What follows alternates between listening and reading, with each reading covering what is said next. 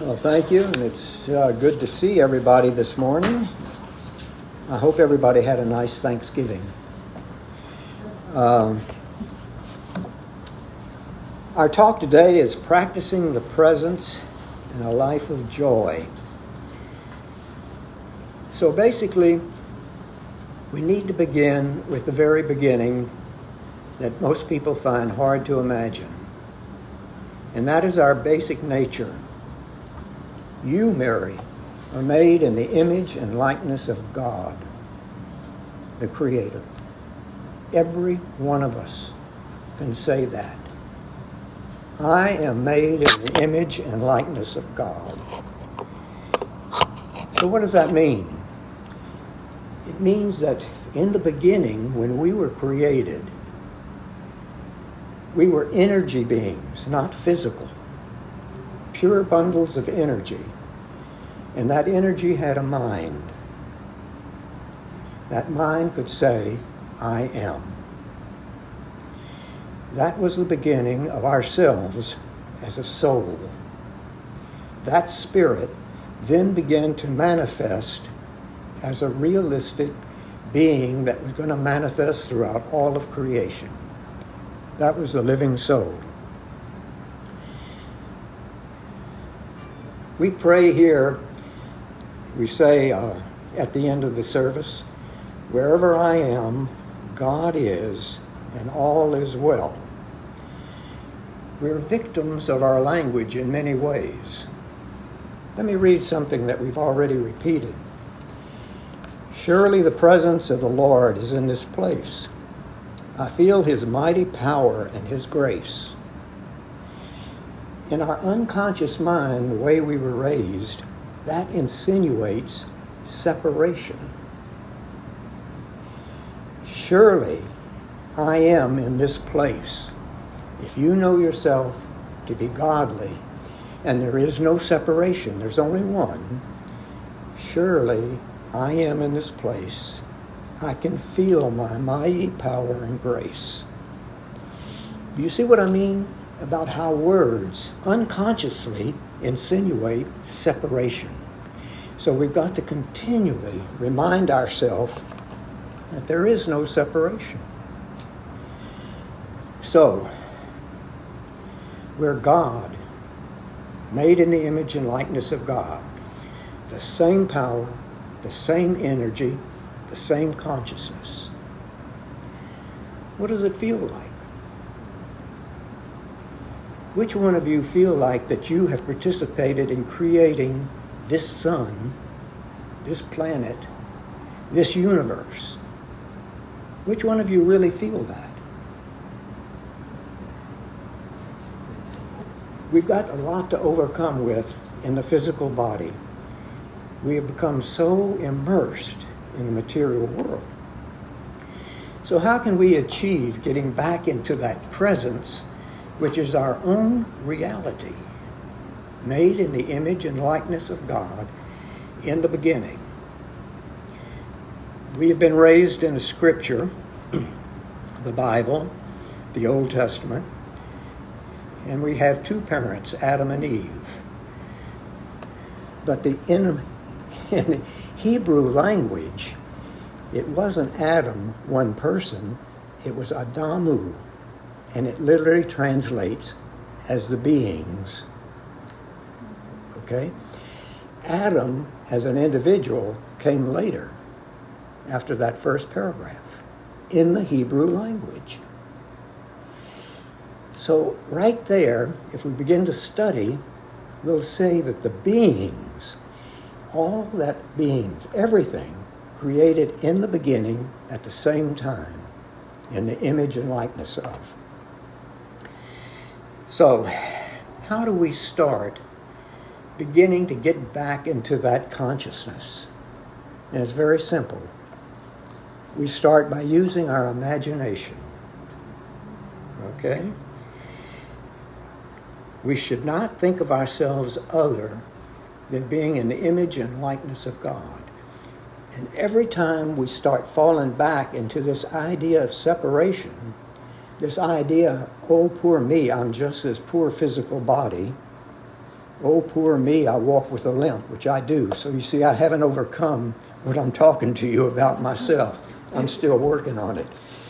But every time I think my leg is hurting me, I got to think I'm made in the image and likeness of God, and such hurt does not exist. I've got to change my way of thinking. We do a little bit at a time. So there are 3 points to consider.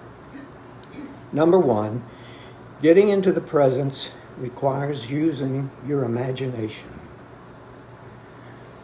Imagine yourself. Imagination spans the gulf between the physical and the spiritual. The imagination is coming from a higher part of your own mind. And if you remember, I'd like to remind you of the model that we gave you some time ago, earlier in the year, of the nature of being. Let's see if I have one here. I can hold it up. It's like a inverted V.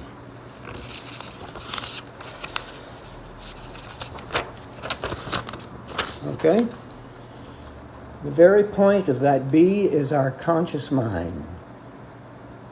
And it's the smallest part of that whole thing.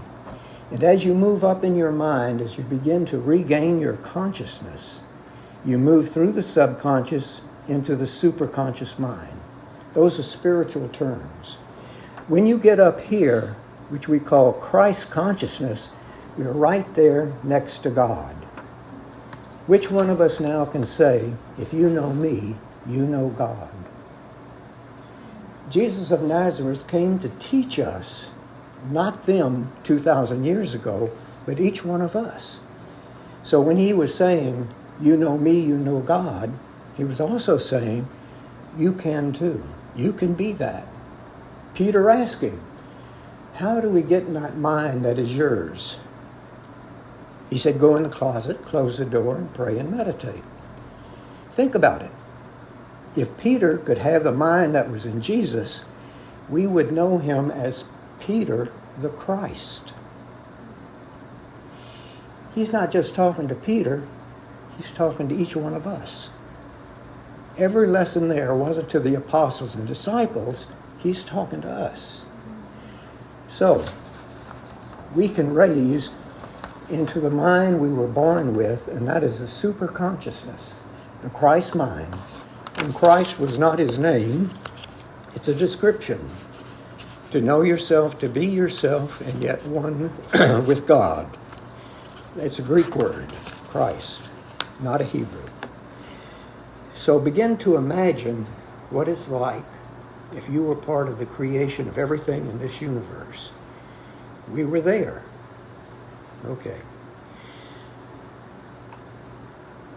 We have to begin to act like what we claim we believe. Otherwise, we're hypocrites, and we're creating a contradiction within our own life. So if you begin to believe that I am godly, I am made in the image and likeness of God, then I've got to begin to act that way. So anytime that I think I'm acting differently, I've got to continually remind myself I'm made in the image and likeness of God. Okay? Open to the idea that we are made in the image and likeness, and that God-like is our development. We are moving back into our own super-conscious mind. What we have to overcome is a terrible conditioning which we've experienced through all of our lives. Because as that consciousness began to descend into a narrow conscious mind, we began to think that we're weak, we're helpless, poor little me, all of that. And we've got to get beyond that. Every time we begin to think, I can't do this, stop. There is nothing we can't do, because there is nothing that's limiting the Christ consciousness. So the whole effort of religion, what we're about, is to begin to expand into the conscious mind that we have, to open up to our greatest mind. If anybody has any comment or questions, I don't mind stopping and answering them. So, what we're getting back is to what we call Christ consciousness. It's not just a matter of believing these things. It means that we also have to act accordingly. And sometimes it takes a little bit at a time. We have to begin by remembering who we are, because the whole world out there tends to make us forget who we really are. So a little bit here, a little bit there. So be a little more kind, a little more noble. How can you do something? Start in your life, so let's say, in the coming 3 weeks. It's the Christmas season, so it's a time to do it. Start a project for good. Now, I'm not going to define what good. You'll have to discover that for yourself. Look around you. What would be a project for good in your life? And begin to work a little bit every time you remind yourself about it. One of the things I do is you get a stickum and I write whatever I want, pin it to the mirror. When I get up and shave in the morning, I'm reminding myself of what I want to do. So you do a little bit each day of the good. Maybe the good is no further away than your own home. Maybe the good is no further than within yourself. Or maybe the good is to get out there and do a charity like you just do, raising money for the veterans, volunteering. But don't limit yourself to what's good. It always begins within. What's good for me? What's good for each of us? Okay? Set that project. Set something you need to work on. Write it out and do a little bit of it every day. It begins to build. You're beginning to change your consciousness. So you have to watch your thinking. What we're talking about is attitude. We're talking about mind. And mind can be a wonderful blessing. It can also be a little curse. But what we're beginning now is to get into the blessing aspect of our own mind. We're beginning to expand our mind into Christ consciousness. And Jesus told us we could do it. So,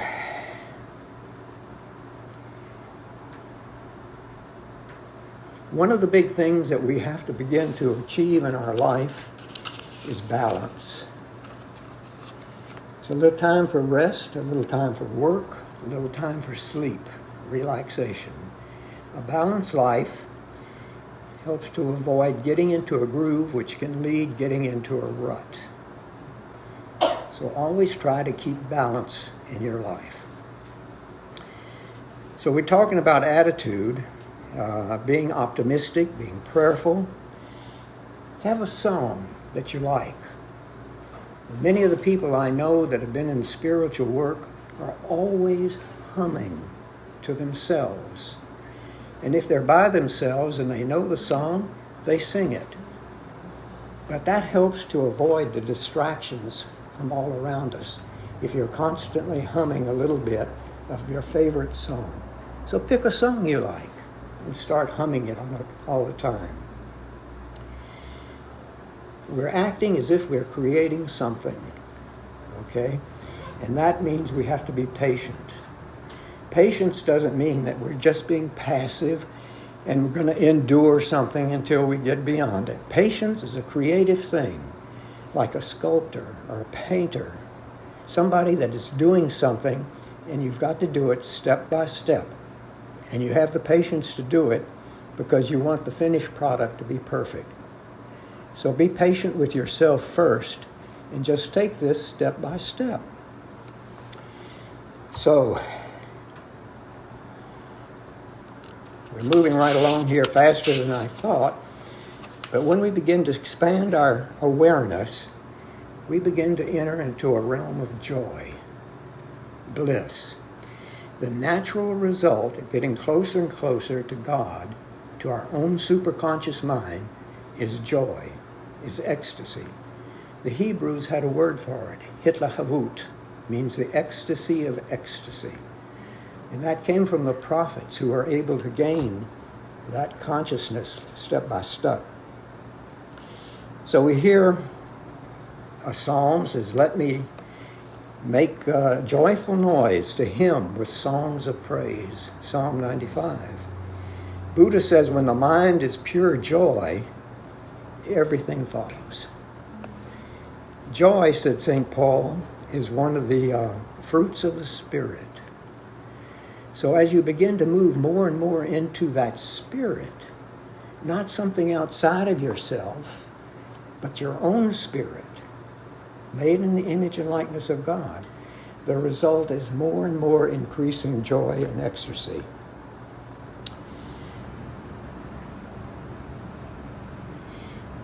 The effects of joy and ecstasy on the physical body, such an attitude creates a hormone or a chemical that's secreted in the brain.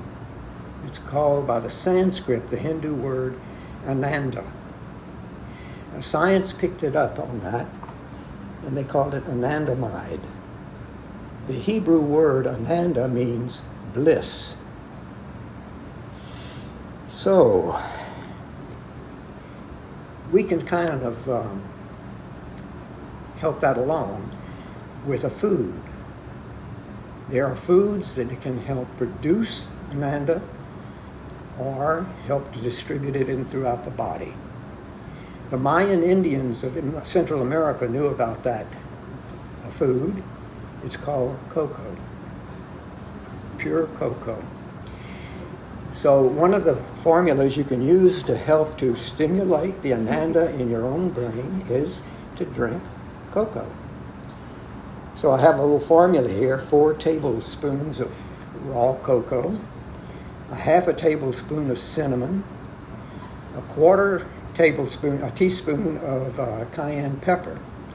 Mix them all together with 1 or 2 cups of water, and add a sweetener, stevia, not sugar, or beet sugar if you want to use the sugar, to sweeten it to taste. Then pour on the 2 cups of boiling water and drink it. And that will help to stimulate the ananda. Now the interesting thing about that is this. Chemically, ananda is cannabis. And believe it or not, and it is actually produced normally in our brain in small amounts. So when you're actually producing cocoa, which contains ananda, you're doing cannabis. Now, it's not as strong as the leaf which you smoke or anything like that, but it can stimulate the very action of the hormone in the brain. So that's basically what I wanted to talk about, getting into the presence of God, beginning to realize who you are. Don't put yourself down. We are not weak. We're not victims of other people and other things. We are the masters and mistresses of our own destiny. And we've got to keep reminding ourselves about that. Each one of us made in the image and likeness of God. So begin to think that way, and that's where you begin to get the presence. It doesn't happen all at once, although it can.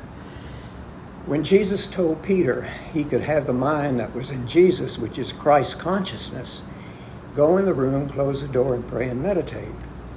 The ancients used to go out into the desert or the top of a mountain and be by themselves until they got it. Siddhartha Gautama tried everything that Hinduism as a religion had to offer. And finally said, I'm going to go sit under the bo tree, and I'm going to sit there until I get it.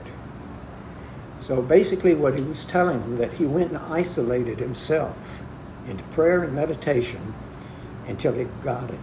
And that's when he became the Buddha.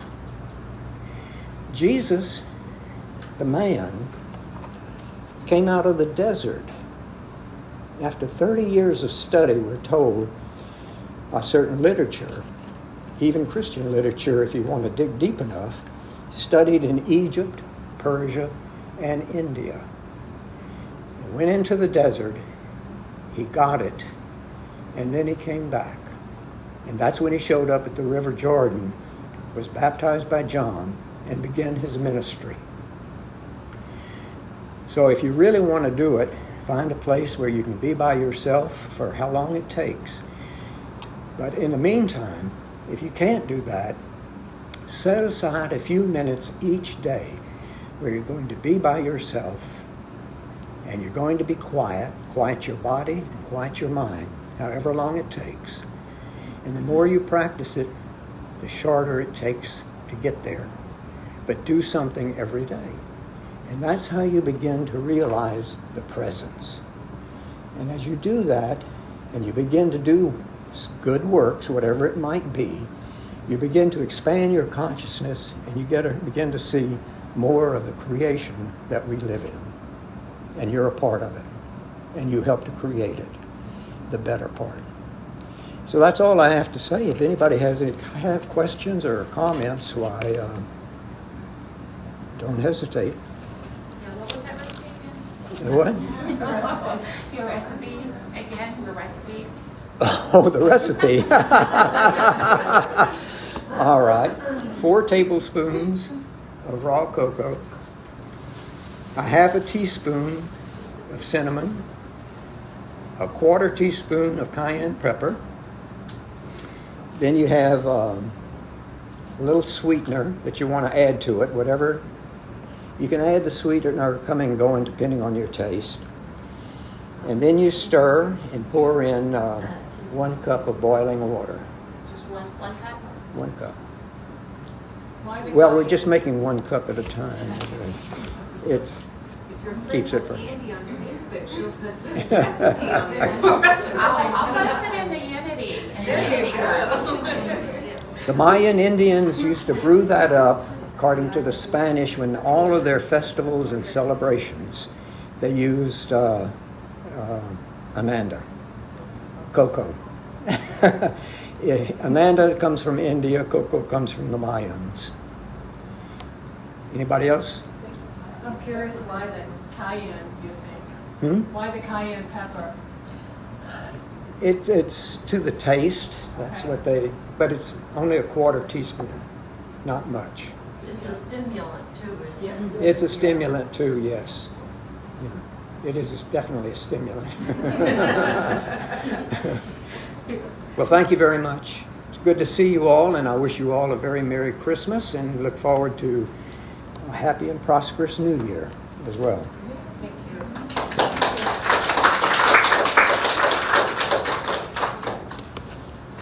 Well, we're going to have a really big circle today. Yeah.